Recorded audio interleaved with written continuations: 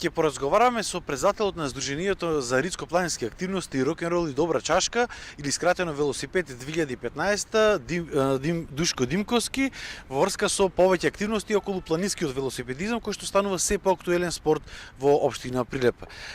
Господин Димковски, на 1 октомври не очекува еден велосипедски настан, наречен Тура преку Слива. По кој пат се организира и како дојде до идејата до организација на оваа манифестација во Прилеп? Ова година настанот Тура преку Слива се одржува по 4 пат и очекуваме учесници од цела Македонија. Низ минатите години континуирано се зголемувало присуството на учесници, така да и ова година очекуваме се поголем број. Слива како дестинација е многу добра за велосипедистите и погодна за добар тренинг. И таа беше целта, мотивот за организација беше да опфатиме превод Слива, или така наречена Порта Мариовска. Освен, значи, местност на Слива, учесниците во оваа рекреативна тура ќе може да посетат и повеќе знаменитости кои што ги има во Прилепскиот регион. Кои се тие и што се може да видат учесниците? Тура преку Слива фатена со повеќе знаменитости.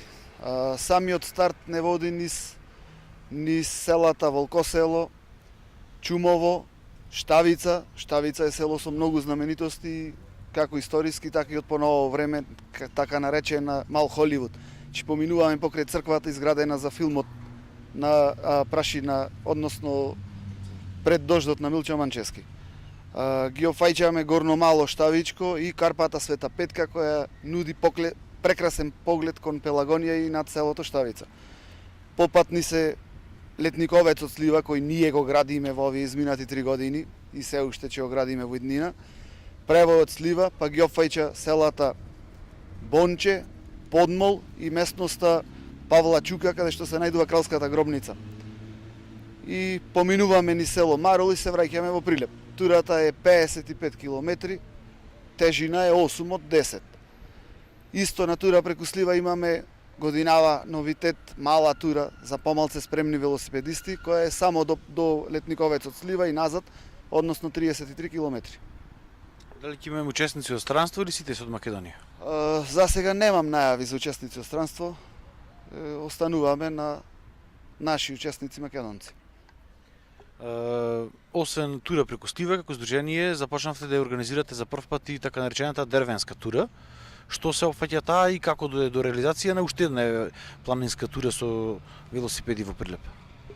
Дервенска тура ја одржуваме во последната недела во месец април и го опфаќа преводот и клисурата Дервен и опожарениот дом Дервен, кој нажалост толку години остана опожарен и неизграден.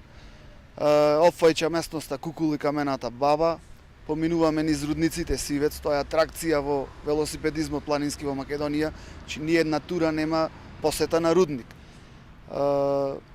Ги опфаќа и местноста Борула, Пештерица и исто завршува во Прилеп. Какви се перспективите за развој на овој спорт планинскиот велосипедизам на Прилеп, но и на Македонија? Прилеп важи како водечки град во Македонија за алтернативен туризам и аутдор спорт. Значи, покрај планинскиот велосипедизам, Прилеп се организираат и ред број други манифестации поврзани со овој вид на спорт. Моментално се поголем е поддемот на овој вид на спорт и се повеќе има учесници и љубители на вакви спортови. Зошто? Што е оно што ги прилекува луѓето кај планинскиот велосипедизам? Најверојатно адреналинот и отсуството од гужва, мирот кој го нуди планината. За почеток каква опрема е потребна? Дали е скап спорт или... Спортот сам по себе, колку вложуваш, толку поголема заштита добиваш. Не се потребни многу пари за да се почне со овој спорт. Некои 20.000 денари се доволни за да се набави основна опрема. Со тек на време, како стекнуваме искуство, потребна и поскапа отпрема и подобар велосипед и така натаму. Како здружение, дали посетувате често други тури во Македонија, па и надвор од Македонија? Ние како здружение организираме многу тури во текот на една година. Почнуваме со новогодишната тура на 1 јануари исто до Слива. Покасно имаме во февруари, на 14 февруари имаме Трипунска кооперацијска. Дервен ни е рековне во април, слива во октомври. Имаме ревија на велосипеди стари во октомври, овој месец значи че имаме ревија на стари велосипеди во центарот на Прилеп. Правиме завршна тура на крај на годината, доделуваме плакати, благодарници. Учествуваме на сите тури во Македонија што се организираат од други здруженија и клубови. Кои се вашите идни активности? Дали имате некоја цел што сакате да ја остварите за најкратко време? Идни активности се нормално посета на нови терени, откривање на нови патеки. До година имаме во план организација на уште една тура, за сега нека остани тајна, локацијата на наредната тура. Ви благодарам за разговорот.